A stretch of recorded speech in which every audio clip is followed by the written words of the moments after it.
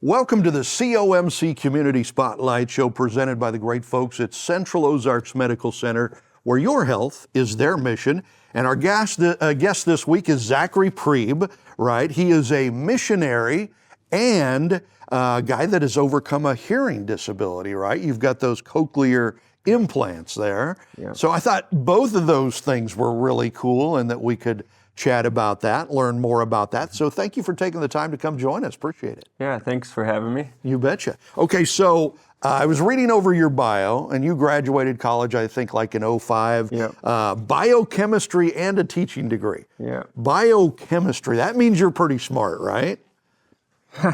On paper. I'm a redneck at heart, so. Oh, that's funny.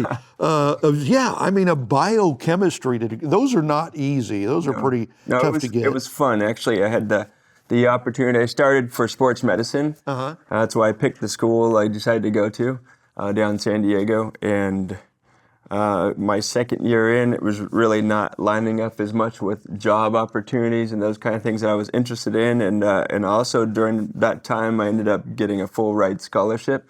So the counselor I was working with said, find something you enjoy and just go. That way you'll finish and do better with it. So I looked around, and biology, chemistry, physics, those kind of things just always were intriguing to me. That's cool. On the educational side. Yeah. And had other skills and the Well, all that stuff is like way over my head, man. I mean, says a lot for how smart. So you've got this degree where you could make a lot of money, right?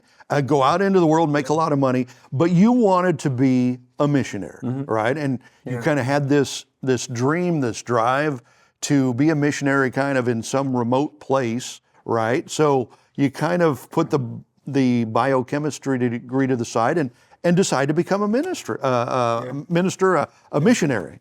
Right. All right. So how do you do that? What's the step that you take to become a missionary?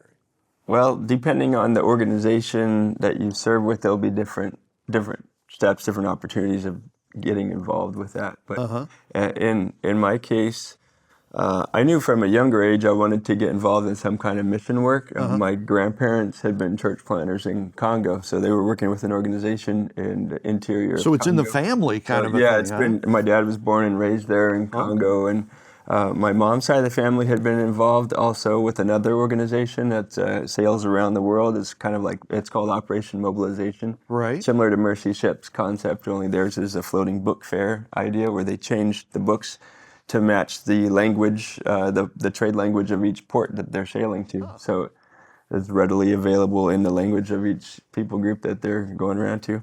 Anyway, so with that involvement, I thought, why not get involved in missions? Sounded like a great adventure. And so, I started with that in mind. Yeah. And then I got married. Sarah and I, we met in high school. We met before that, but we got together in high school, started dating, and got married a year after I started college, and we both really wanted to do some kind of mission work. So she had that same drive too then, huh? Yeah. Well, that's a pretty important thing. So in '08, then you graduate college in '05. '08, you come to Missouri to start training for this missionary thing. Yeah. What sort of stuff do you have to train for to do that? Right. Well, in this case, the organization, by this point in our life, we decided to join New Tribes Mission. Okay. And they have a step of, it was a year and a half training program, as a cross-cultural training program that they offered to all their members before moving overseas. And since we decided, well, we'll join this organization, we came here to start that training. They do a lot of, I guess it's kind of broken up in different areas, but ideas of cultural language acquisition and through various courses and classes. How do you move into a new place in the world? Not just learn the language for just general communication, but to understand the worldview behind it, how to understand where the people are coming from, so you can actually communicate on a much deeper level to those people. Wow. And so there's different, I like to think of them as tools in your communication tool bag. Yeah. And how you'd pick that up to learn the language, learn where they're coming from, and that's one of the aspects of the training. They have practical skills training as well. You know, how do you set up a place in a remote area where there's no electricity, maybe no running water, and all that. And for me, that was part of the adventure as well, because I was doing that kind of thing on the side as well. So. But that's all so smart. Instead of just throwing somebody in the jungle and say, "Hey, good luck," you know, you kind of prepare them a little bit to do that. And so then you went to missionary school in 2008 here in Missouri to train. And then 3 years later in 2011, you actually go into the field in Indonesia. And I think you had 2 young kids that you took with you, right?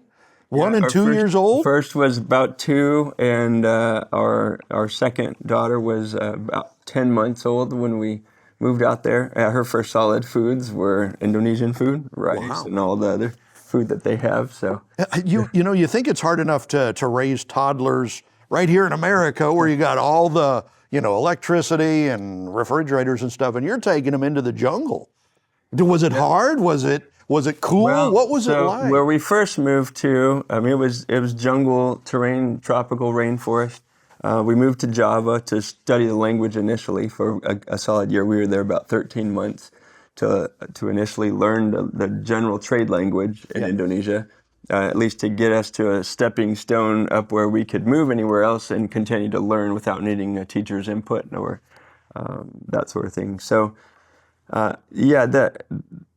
the general living aspect wasn't so bad. Trying to do it with the kids was definitely more of a challenge. Yeah, absolutely. And then coming with our cultural baggage into a different culture, it's totally different in how they raise kids.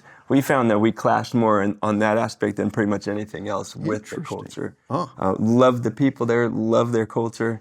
That was a hard thing for us to figure out how to come to a happy medium, a compromise. Wow, raising kids. Yeah. But on top of all that, and we'll get into this more in just a minute, you're dealing with a hearing disorder. You're losing your hearing as all of this is happening. So we'll talk about that when we come back on the COMC Community Spotlight Show. Central Ozarks Medical Center, voted Missouri's best and best at the lake, is recruiting team members due to growth. Amazing employment opportunities for both medical and non-medical positions with competitive salaries and outstanding perks. For more information, go to the Careers tab at centralozarks.org. COMC for the best medical, dental, and behavioral health care. Join a leader. Join our team. COMC, where your health is our mission.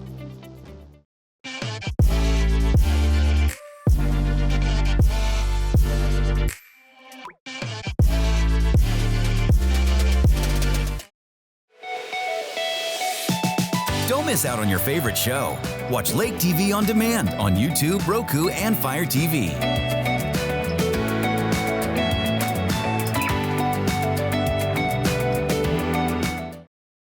Welcome back to the COMC Community Spotlight Show. We're talking with Zachary Prieb, who is a missionary, works with Ethnos 360 right here in central Missouri, and also has overcome, or is overcoming, because it's probably an ongoing thing, a hearing disorder, a loss of hearing. So you go to college, you get a biochemistry degree, a teaching degree, you decide, okay, I don't want to make all the big money, I want to be a missionary. So you start training for that. You go to Indonesia in 2011. And while all this is happening, you're losing your hearing, right? I mean, and this is from childhood. I think you started losing your hearing in childhood. So how are you able to overcome, like in school, how do you get a biochemistry degree when you're having a hard time hearing the teacher? Well, so early on in my life, I started wearing hearing aids, and pretty quickly with the kind of the degradation of hearing, of just general hearing, I was always wearing pretty much the strongest hearing aids on the market. Each time they would come out with a new model that was a little more powerful, that's the ones my doctor would give me. He used to say I'm wearing Cadillacs because they were not the cheap version of hearing aids, they were your top of the line. Hearing aids to try to keep me mainstreaming is what they would call it. Being able to function outside of like a deaf and hard of hearing community, which is kind of what I was shooting for in life. So I always learn in school, I got to sit in the front row. I lip read, so watching their faces as much as possible, open communication with the professors or the teachers, right from day one, so they know, okay, this kid's going to have some more needs, maybe as far as communication goes. Follow-up questions. I'm not afraid to ask questions, so always asking questions and clarifying questions if I even heard it right to begin with. Right. Then reading a lot of just making sure it's following the same. So just that practice, little different maybe than the average person that could sit anywhere and not even have to look at the Right. Yeah. Just, features. All kind done. of hear, background and stuff. And so you were looking at the professor, like reading lips, talk toward me, please, kind of a thing. And as this progressed, you totally ended up losing your hearing. You needed to get those cochlear implants, right? Is that that's like major surgery, right? Is that like brain surgery or something?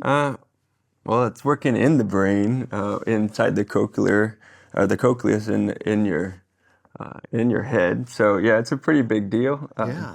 But it's pretty fascinating. I call them bionic ears now with all these new things that the Neuralink and all that. It's really similar actually in how it functions. Only it's just putting sound in. Well, it's not really putting sound. It's putting electromagnetic pulses on your nervous system. Yeah.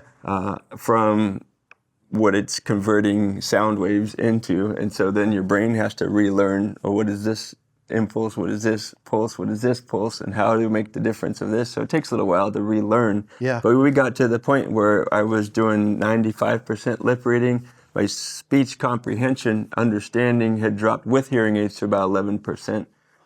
Which isn't good, especially. I mean, you can ask my wife. I missed more and thought I wasn't. So that was just a cause of a lot of ongoing frustration as far as communicating and not hearing right. But then in my case where I was teaching as well in a variety of different classes and roles that we had in Indonesia, you had the teaching to buildings where it's your tin roof, it's raining, you can't hear anything. It got to the point where I couldn't really function in a teaching role or that sort of a setting very well. Yeah.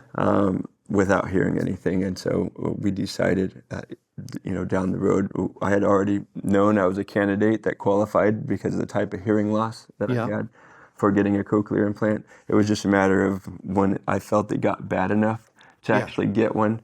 And we got to that point. I kept putting it off. It's funny how we do that, right? Right. I procrastinated on that. And that's probably one of my only regrets is that I did push it off as long as we did, but I was pretty sure if we were going to go down that rabbit hole, it would have a kind of shift on our maybe work and where we worked and that sort of thing. So I was a little scared about that as well. So it's funny because all of our wives tell us we don't listen to them, right? You had a good excuse, right? You actually lost your hearing. Okay, so we're down to our last minute and a half here, but life can be really tough. People go through challenges of all different kinds, whether it's hearing loss or losing of sight and all that stuff, but a whole lot of disabilities out there. Any quick advice you would give people to dealing with that, to overcoming that? Quick advice might be a challenge. It might take a long time, right? But I think just being consistent, being steadfast, to press on, to work on overcoming, or to find maybe other areas in your life that can become strengths and help you, and then also not to be afraid to ask for help with others or from others in those areas where you're weak. So in my case, asking for help with hearing wasn't always the easiest, but and I guess it'll be different for each situation. That's some great advice there, though. Just not be afraid to ask for help, and then see what other areas maybe that are strengths or that can become strengths in those areas. Okay. So we're running out of time, but quickly, if folks want to get in touch with you, either to talk about disabilities or missionary work, how do they do that? Well, I'm not on social media. That's just more of a personal choice with work and all that, and my hobbies. Email's good. I'm active with email. Texting, I do better with texting than phone calls. Okay. Fascinating stuff. He's got so much to talk about. We're going to have you back and do some more shows, okay? Right. Thanks. All right, and thank you for joining us for Lake TV's Community Spotlight Show.